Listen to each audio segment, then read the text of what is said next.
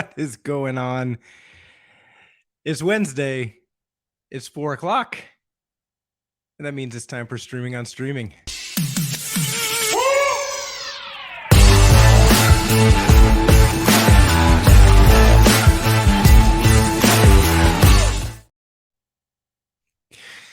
All right, quick mic check for those of you out there just to make sure that you can indeed hear me. If someone in the chat would not mind making sure to let me know, that would be very awesome. Welcome to Streaming on Streaming. As I said, it's Wednesday, 4 o'clock. Welcome. How are you all doing? How's your week going? Honestly, I'm just a little bit sitting there thinking the other day, I can't believe it's February already. I mean, I know it's cliche to kind of make those kind of observations, but I'm serious. I can't believe we are already, and we're 5 weeks into the year already. So, pardon me, time is flying. Feel like there's never enough hours in the day to get to all the content that I want to create and interact with all of you amazing developers out there in the community. But it's all good. We do what we can. Welcome to Streaming on Streaming. Good to have you here. This is a show all about live interactive streaming. Specifically, we focus on Amazon Interactive Video Service, but we do tend to cover some general live streaming topics, as well as even tips for content creators on live streaming platforms once in a while, occasionally. Sometimes we go into some setup, kind of streaming setup, talk, cameras, microphones, lighting, all of that good stuff. But yeah, we mainly talk about live streaming, building live streaming applications. And today we have a interesting topic. I believe it's interesting. Today we're going to talk about private channels. What is a private channel? Well, kind of is what it sounds like. It's a private channel. But why private channels, right? So normally if you created a new channel with Amazon Interactive Video Service, by default, that channel is going to be public, meaning anybody with the URL, anybody actually with the playlist URL can plug that into an IVS player or a third-party player, Video.js, for example, JW Player, some of the other third-party software that's out there, and they could play it. Just start up for them. So, most of the time that works great, no problem. You know, you're creating, for example, you're creating a user-generated content platform, something like Twitch, or something for users to come and create content and share with their viewers. You want those to be public, right? But sometimes there are use cases where your users might not want their content viewable by the world. Sometimes this application may be behind a firewall. Sometimes it may be a subscription-only service. Sometimes there are geo restrictions, for example. Maybe you, for whatever reason, can't broadcast to a certain geographic region. So you want to lock it down and make sure that it's private and only members in a specific geo region can view that stream. What else? Licensing, perhaps. Maybe the content that you're going to be streaming on that channel is licensed only for distribution via certain devices, certain geo regions, certain age ranges, whatever it may be. Tons of different possible use cases, and I may be missing some. I mean, throw something in the chat if you have an idea on why you might want to create a private channel. Maybe you have a lo-fi radio station like we created last week, and you only want 20 viewers to view that channel to limit maybe pricing, you know, budgetary reasons. There's tons of reasons, but they do exist. And we're going to look at how to create private channels and how to authorize playback on those private channels. Chuck says monetization and subscription based. Exactly. You may have creators that want to charge a subscription. So your users may want to monetize or charge a subscription for their content. It may be mature content. It may be, that you can't have users under a certain age range viewing that content. So there's tons of different reasons. And we're going to look at how to create them and how to play back a stream with a private channel. So let's look quickly at the workflow for a private channel. And let me bring up a little pen tool here, and that'll help me kind of draw on the page. So the basic workflow around private channels, well, the basic concept is that if you get a playback URL for an IVS channel, for your user's channel, and it is a private channel requiring authorization, and you plug that in, it obviously won't be able to be played. So in order for it to play, we need to pass along with that playback URL an access token. And this is just a standard. I'm gonna go on a small rant here. This is a standard JWT. I know people call them JOTs. I refuse to call them JOTs because I don't understand why they call them JOTs when it's JWT. So it's a standard JWT, JSON Web Token. And we'll look at how to generate that token, but essentially it's generated by a payload, and the payload contains the channel ARN or ARN, Amazon resource name, and the access origin. So if you wanted to limit this to a specific domain, that could be part of your payload.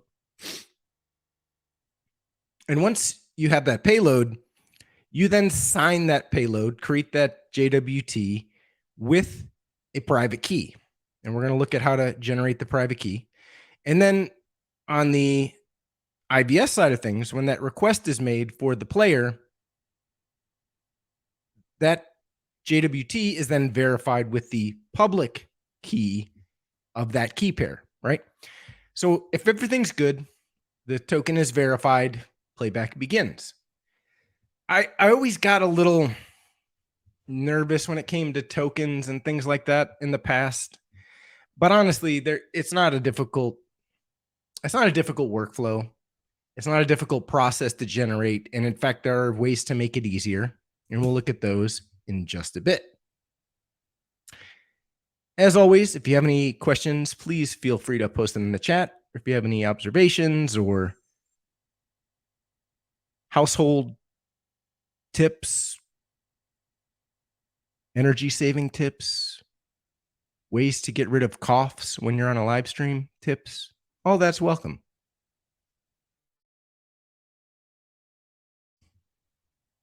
All right. So let's create a channel. And I want to create a channel. I want to create a private channel. We've created channels here on the stream before, but I want to create this again, just in case you're new, you haven't seen this before. I want to make sure that everybody, plus it's not too difficult, it's pretty quick and easy. So the first thing I'm going to do here, I'm going to create a one-off Node.js script. Obviously, if you had a user-generated content application, you would have a backend, and this, whether it be serverless or monolithic or microservice, whatever it may be, you would have a create channel method. And when your users sign up for your channel or your service, they would get a channel created for them. So in the case of private channels, how we would do that is the first thing we're going to do is create a client.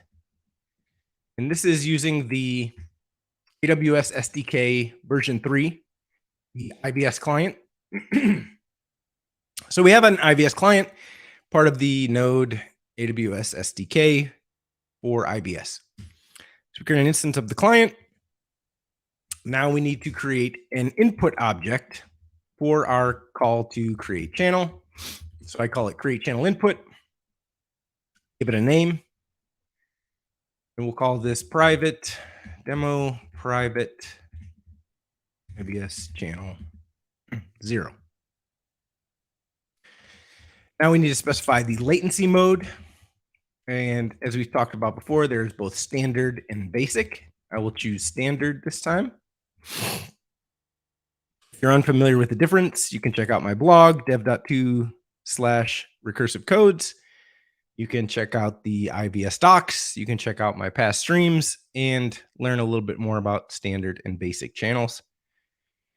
My apologies. Actually, the latency mode is low. The channel type is standard or basic. So we'll do standard for the type.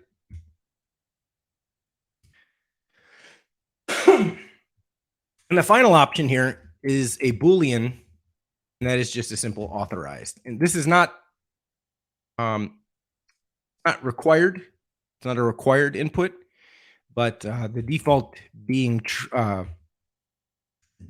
false, this time we're going to set true because we want this to be authorized. We want it to be private. Next, we create a command, and that is a create channel command, and we pass it the input. And finally, we get a response by sending that request on the client. So we'll send that,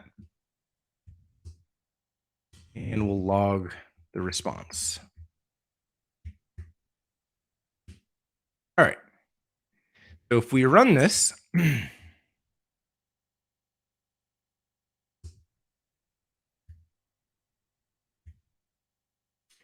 we should. Okay. We've got so what we want to do here is my editor here gave me the common.js import.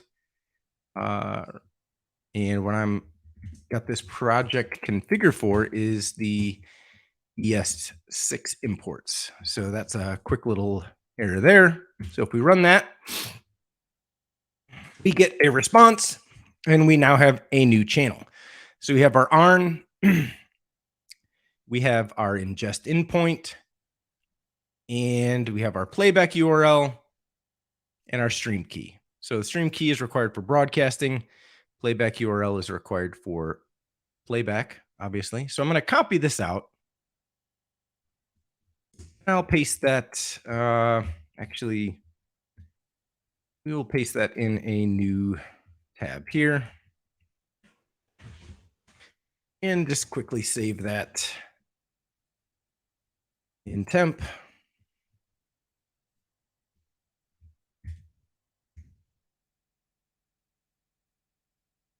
I'm not going to call it JSON because, unfortunately, it's not in JSON format. So just do that quickly so it doesn't give me all those squiggly red lines. Cool. So I've got that. So we'll refer back to that in just a minute. In fact, we'll go ahead and use that right now. So if we want to broadcast to this channel, we could use the Web Broadcast SDK to create our own experience. We could go to OBS, Streamlabs, some of these third-party options. For a quick test, we can also plug this into stream.ibs.rocks. And actually, if I open the settings and paste in my ingest endpoint, stream key,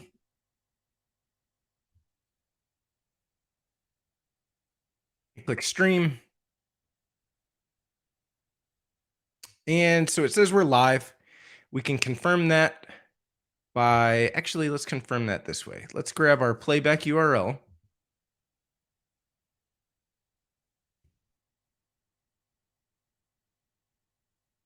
And if we head over to, actually, because this is a private channel, let's check over here.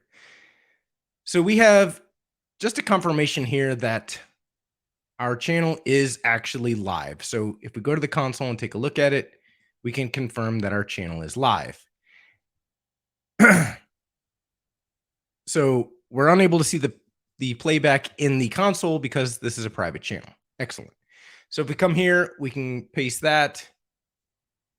And debug.ivsdemos.com is just a way for us to test out our streams and make sure that they are working by just pasting in our playback URL. And as you can see here, there's no playback. Even though we are broadcasting, we can confirm that we're broadcasting over here in the web broadcast tool. We have no playback, and that's because this is a private channel. Now, let's take it one step further.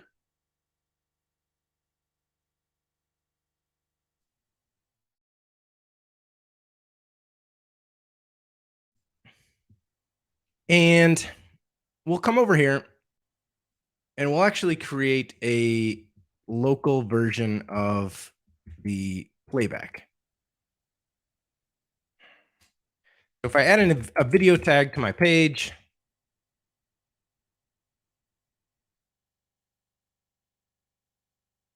and we say controls and autoplay, I have a video tag on my page. I will do the ultimate sin and use a script tag in my HTML template. Okay, it's just for a quick demo. And include the IVS player script, version 116. If we add a DOM ready listener,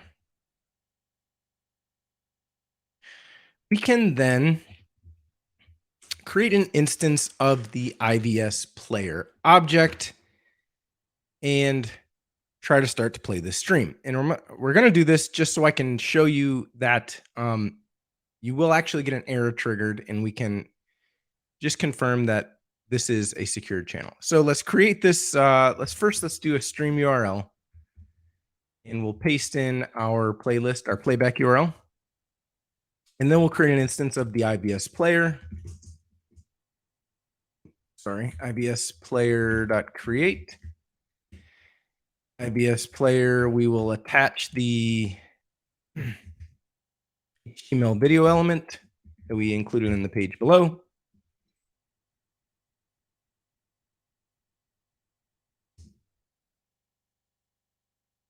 And document get element by ID video. We will then load our stream by passing stream URL, and we'll call play. Before we reload the page and test that that works, let's also add an event listener to the IVS player. Let's listen for IVS player event type error. Every time an error is triggered on this stream, for whatever reason, this handler will be called, and we can do whatever we need to do. So for now, we're going to just log out the error. And if we start that up,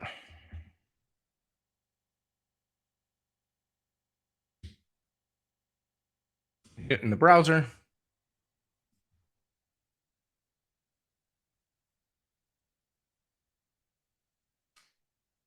And hit it in the browser. If I can alt tab, there we go. Go over here. And demo, IVS player private channel. We open up our console and reload the page. We could see here that our console.log for the error handler has logged out the error. Actually, it does help if you actually name the argument that you are log out. So we'll reload that. All right. We got an error. Invalid playback auth token. Error authorization is the type. So good. We created a channel. We secured it as being private, and we tried to play it and got an error. Exactly what we want and what we would expect on a private channel. The next step will be to generate a token, a JOT or JWT, and include that in our call to the load method in the player. So to do that, and actually before I do that, we'll come back to that. All right. So we want to create a token, JOT. I love saying that now. It's now my favorite word, JOT, JWT. So, quickly recap. If you're just joining us, welcome to Streaming on Streaming. I'm Todd Sharp. I'm having coughing fits today, and we're writing code about private channels with Amazon Interactive Video Service, locking channels down so that only authorized users who have the proper token authority can view those live streams. And before we create the token, actually, I am remiss because we actually need to create our public and private key pair. So as I said earlier, the JWT, the JOT, has to be signed by a private key. And then the public key on the IVS side of things will be used to verify that JOT. So we can create public-private key pairs a couple different ways. We can use OpenSSL, for example. If you have a Mac, you most likely have OpenSSL. If you have Linux, I believe you probably also have OpenSSL. Not sure about Windows. If you're a Windows user, you have experience in that area, please drop a message in the chat because I'm curious as to the availability and or install by default status of OpenSSL on Windows.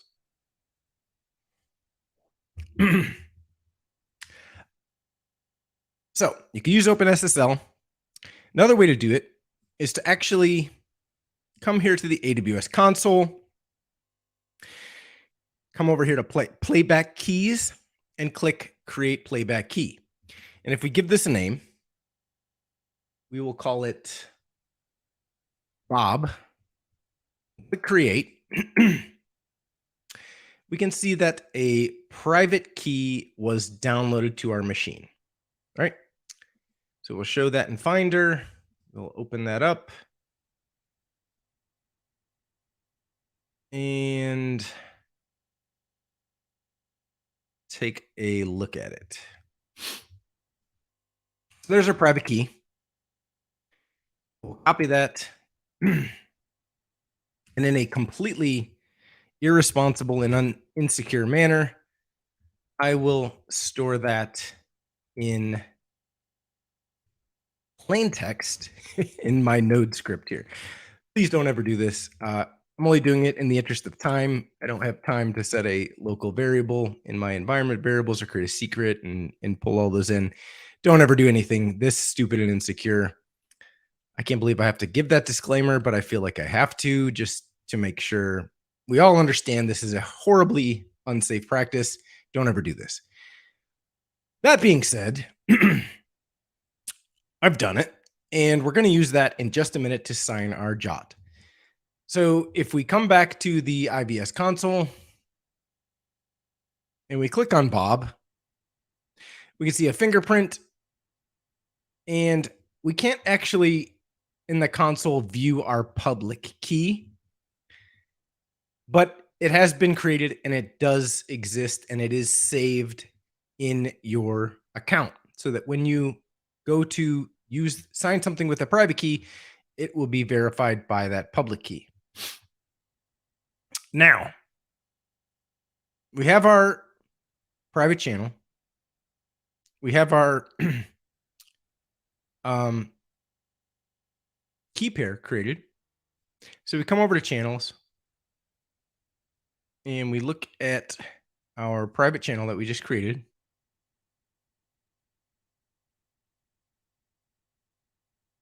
We can actually, never mind, forget that. I was gonna go over something, but We'll do that later. So we come back to our code. All right. We have our key pair. We have our private channel. The only other thing we need to be part of our payload is our channel ARN. And that is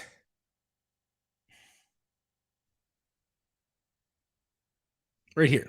So when we created our channel, that's part of what we got returned to us. So we'll add that. We have our ARN, we have our PK, private key. Now let's create a function to generate a token. We have get token. And actually, I'm going to throw those into the function. So we have our ARN, we have our private key inside of our get token function. And we also need to make sure we stop that server. We also need to make sure we've installed JSON Web Token library. You don't have to use this library. There are others, but this library I find very easy to use. So make sure you do an npm install JSON Web Token into your project. And that way we can use that to sign the token. So let's create a payload, which is just an object. And in that object, we need to have a channel ARN key. And we'll pass the channel ARN with that value. We need to pass an access control allow origin. And if we wanted to lock this down to a single domain, we could do that by passing in the domain name. In this case, I'm just going to give it a star, an asterisk, so that it's wide open. Any domain could use this token. You don't have to limit it to a certain token, but if you want that additional layer of reinforcement, you could do that. And then you need an expires key. And for that, we'll call date.now. We will add 60 seconds. So 60 times 1,000 milliseconds. So the expires, what does the expires attribute mean? This is an actual expiration of the token itself. This is not anything to do with the duration of the session or the validity of this token or the session. This is strictly the time between this token was generated and the time between it is verified. And verification on the IVS side of things happens at stream start, at playback start. So it's not continually done. It's not continually verified. It is verified and authenticated at playback start. So when you're generating this token, you say you have 60 seconds to use this token, which should be more than enough time between making a call to the backend service but you don't want it to be too short. So, but there has to be an expiration. I use 60 seconds. You could use whatever suits you best. So we have our payload, and now we can generate our token. For that, we need to actually import JWT from JSON Web Token, JOT, I should say, and use jot.sign, pass it our payload, and our private key, and then an object, and the object has to tell it what the signing algorithm we want to use is. In this case, we need to use SHA-384. And that's it.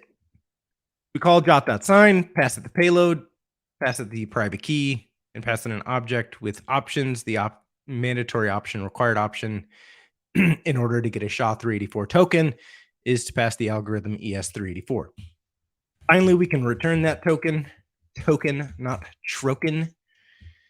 And that's the end of our function. So now we can call that function console.log, and we'll make a call to get token.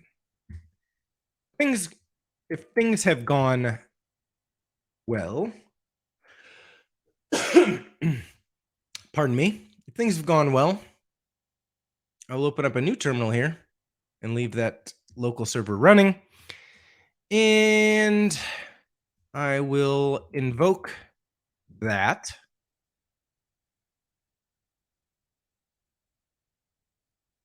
script. And I've got a token. Excellent. So we have a jot. It's been generated by the jot.sign, call the jot.sign. And as I said, this would be on a backend, whether it's serverless, whether it's microservice, whether it's a CGI script running on a 386 Pentium in the closet in your basement, wherever it may be. You've got this service, you make a call, you get a token. And now we can use that token to play back our stream. Before we do that, let's go to jwt.io, jwt.io, and let's take a look at the token. So if we paste in our token, it automatically detected the SHA-384 algorithm. It decoded the header in our jot, which contains the algorithm, and it contains the type of token. The purple / magenta / violet portion of the jot, this portion right here, is the actual payload. So this is the payload of the jot, and it decoded the channel ARN, the access control allow origin, and it also gave us an expiration and an issued at timestamp. So expiration is 4:32:46 GMT -5, which seems odd because my clock says 4:35, but okay. Issued at is, wait a second.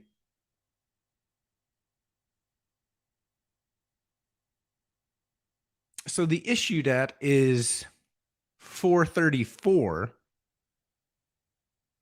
Huh, this is odd. Why is that Monday, November 27, 55076? I have a feeling it is that because I don't think this should be in milliseconds. Just for fun. Maybe I don't need that 1,000.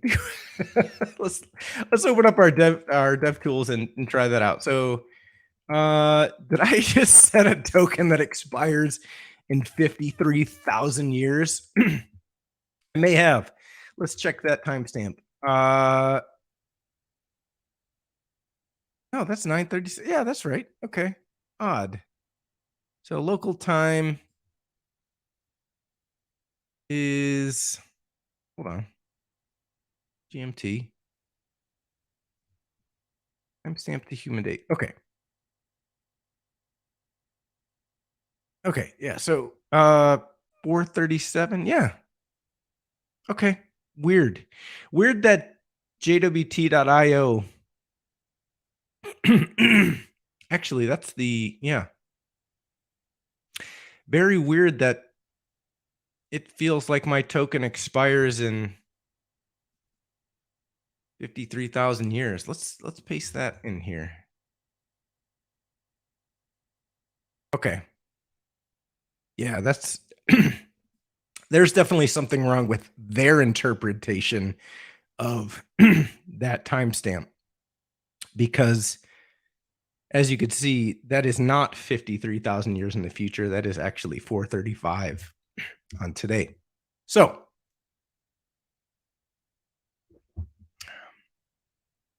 little deviation there, but all good. So we have our payload decoded, and our signature is the blue section here. So because I'm going to be deleting all of this very shortly, actually, do I have, can Can I get the public key? Because I want to show you the verification of it.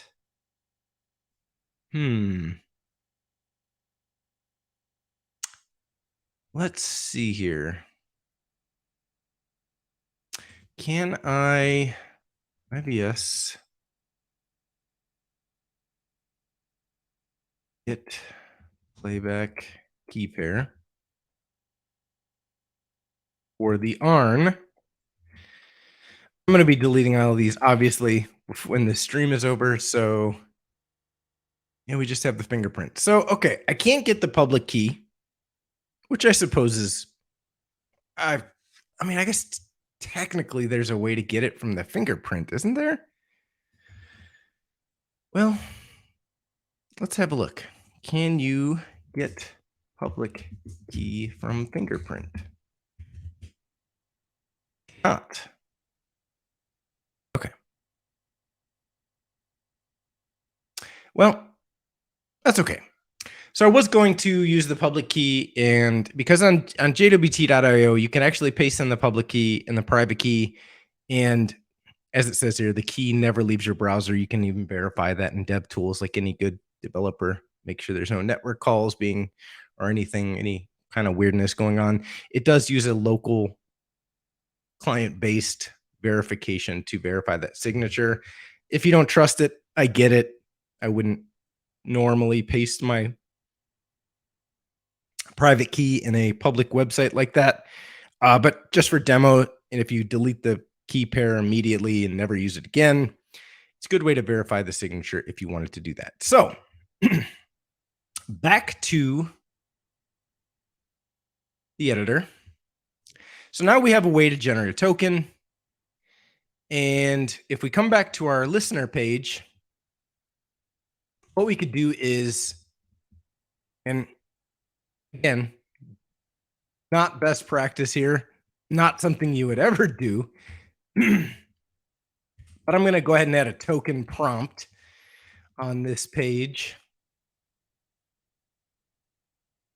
So when the page loads, we'll get a little pop-up that gives us a prompt and asks us to paste our token in. And we will, the only thing we have to do to pass that token on is just add it as a URL variable to the stream URL.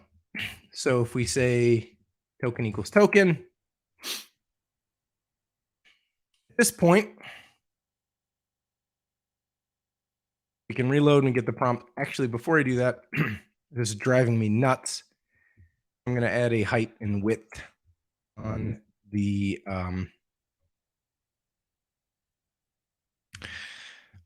aspect ratio calculator. I always forget. 16 minus, okay, 1280, 720. Okay. We want a height of 720 and width of 1280.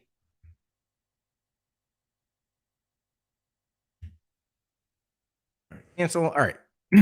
Excellent. We have full size player and 16:9 aspect ratio.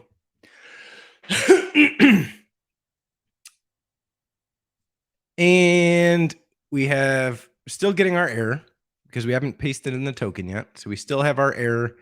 We can still are not authorized to view this channel. But if we come over to here and we generate a new token, because that one's most likely already expired. So if we generate a new token, we copy it, we reload the page, and we paste it, we now have authorized playback on our Amazon IVS live stream. So, quick recap. We created a channel with the SDK. You could create a channel with the console. You can create a channel with the CLI. SDK is most likely how you're going to be creating live channels going forward. Let me actually. So recap, created a channel with the SDK and added the argument to the channel input of authorized Boolean true. This created a private channel and only authorized users could actually view the live streams on that channel. We verified that by adding an error handler to our live stream, and observing that the error was actually thrown and that it was related to playback authorization. Could not view the live stream because it was private. Next, we created a key pair, playback key pair. We used the AWS console to do that. And actually, before we go any further, I will show you, I do have a blog post here, actually. Let me post that in the chat. So if you're interested in reading more about this process, you could check out that blog post. It's on Dev2. Walks through this whole process, basically what we just looked at. But in that blog post is the OpenSSL commands that you need to use to generate a public and private key pair. So go to temp.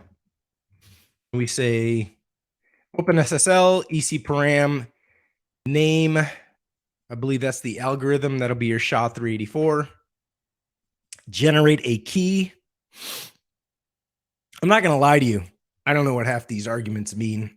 I'm not an OpenSSL expert. It's just that magic incantation. I probably should know a little bit more about what these do, because obviously security is extremely important, and we want to make sure that we are doing the right things when it comes to generating things like keys and so on and so forth. So essentially, this command is going to generate a private key for us with the SHA-384 algorithm. So if we generate that, and we'll just verify that that happened. We have our private key. We want to create a public key from that private key. You can run OpenSSL EC. The in argument is our private key. So in this case, the private key that I just generated. We want a public key out, and the out name of our out file will be demo private channel public key -1. So we can then ls, make sure that actually clear. We'll do more demo public key. So we have a public key. So that's how to generate a private and public key with OpenSSL on the command line. At this point, we could use the IVS CLI to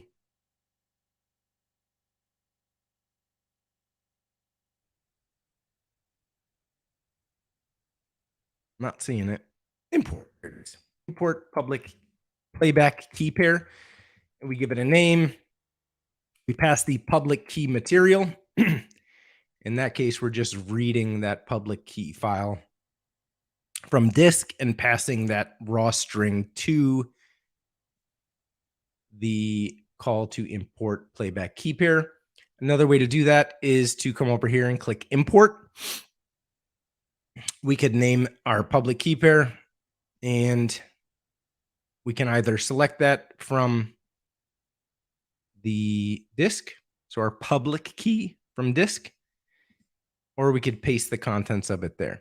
So there's just a couple other options for creating and importing public keys to your IVS account. So again, always make sure that private key is treated with the utmost security. If you're using Secret Manager, if you're using some kind of vault, basically to keep all of your data. Oh, sorry about that. Chuck, Dragon, my fault. I will share the screen again. I did fail to do that.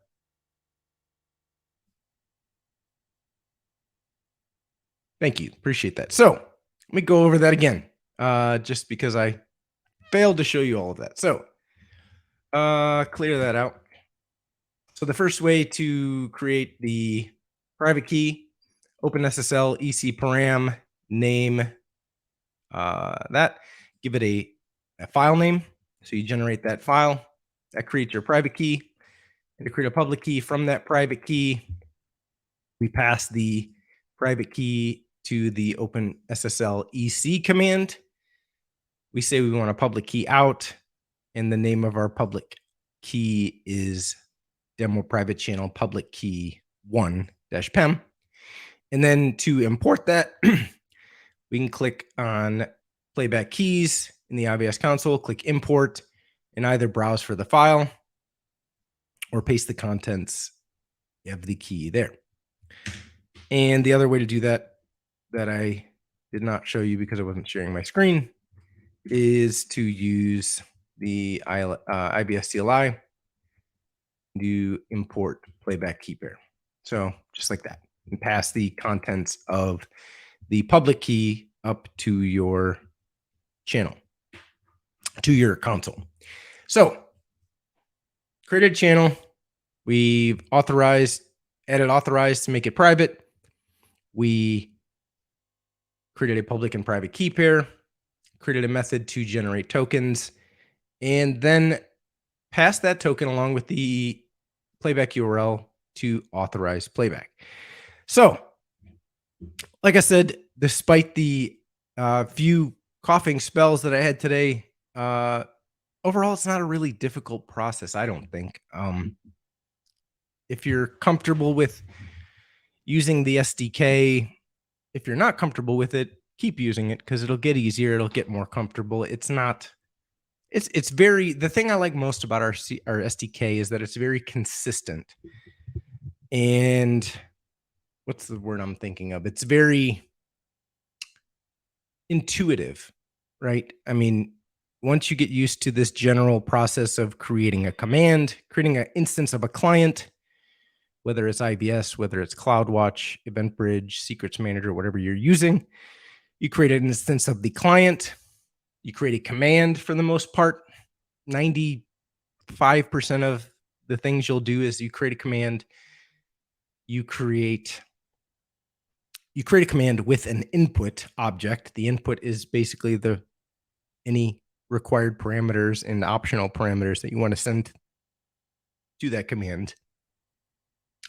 You use the client to send the command, and you get a response. And that response contains all the necessary information that you need to work with that object. So the SDK, CLI is nice for one-off things. If you're just creating one private channel, use the console, use the CLI. If you're going to be doing this on a regular basis and creating a lot of keys, there's a way to do that with the SDK as well. You could do, let's do AWS SDK. So if we go to the documentation, and we search for key pair, you import playback key pair command. So you could do that all from the SDK as well. So many options, all do the same thing. Some easier than others. Some, I shouldn't say some easier than others. I mean, they're all for the most part pretty straightforward. It's not difficult. Chuck says, say jot again. And for some reason, I read that in Samuel Jackson's voice. No idea why. Yeah, right. So yeah, private channels, authorized playback, important part of your user-generated content, Amazon Interactive Video Service, extravagant, amazing live streaming applications. Kritzy TKO says, thanks, stream was dope. Appreciate that, Kritzy. Do I have any Kubernetes stuff? Do I do any Kubernetes stuff? I have in the past. It's been a few years. I did some demos, nothing production grade, I should say. I've never done anything production grade. I've been kind of in developer relations since pretty much around when Kubernetes started getting really popular. So I've never done anything like production grade, so to speak. But I mean, I've done a lot of demos, hosted a lot of demos on it. I did actually, ironically, I have a trophy in my closet over there that I won at a little hackathon helping some junior developers use Kubernetes at my last job, funnily enough. So not the expert by any means with Kubernetes. I see the value of it. I think it's, in certain cases, the right tool for the job. If you're looking to learn more about Kubernetes, I do recommend that you tune into Containers from the Couch, which is the stream and I'm guessing maybe you kind of hung out since that stream. Maybe you were around and just kind of hung out. But Containers from the Couch, Justin Garrison and Sal. I forget Sal's last name. Forgive me, Sal. But it's a great stream. They talk all about Kubernetes, EKS, Docker containers, all that good stuff. So highly recommend that stream. Any other questions from the chat before we wrap things up here? We've got 5 minutes. And if there are no other questions, I was born with a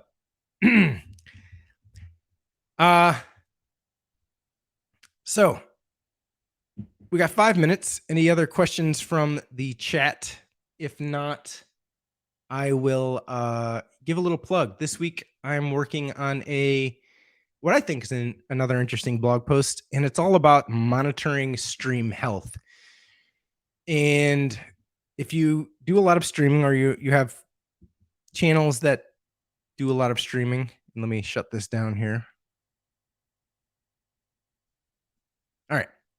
So if you have a lot of IVS channels and you're doing a lot of streaming, you want to monitor the health of those live streams. And this is helpful for debugging. It's helpful for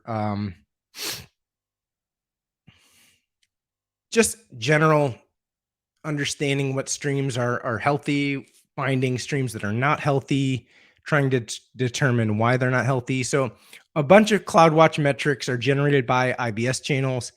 The blog post that I have this week is going to show you all about how to retrieve those, how to use them in charts, how to generate charts with the CloudWatch SDK, and just in general, understand what's going on with your streams and what's going on with the health of them, your ingest bit rate, your frame rate, your keyframe interval, all those good things. So keep an eye out for that. That blog will be coming out this Friday, dev.to/t/Amazon IVS. And got a couple questions coming in from the chat here. Int Jose Luluped says, so you're an expert Kubernetes coach. Yeah, I mean, essentially, I am pretty much I guess I have a question for you all. Has anybody ever written a YAML file, or have they all just been copy pasted since the very first one? Because I'm 99% sure I've never written one. I don't think I could write one from scratch. I know I couldn't. I am not a huge YAML fan, and I'm pretty convinced that 99% of YAML files are just copy pastes of the original. Joking, of course. What's the best way to get started with AWS SDK? Kritzy TKO says, honestly, if you actually, let me share my screen again. So which particular SDK are you looking at, I guess is the first question. But if you're talking about the JavaScript SDK,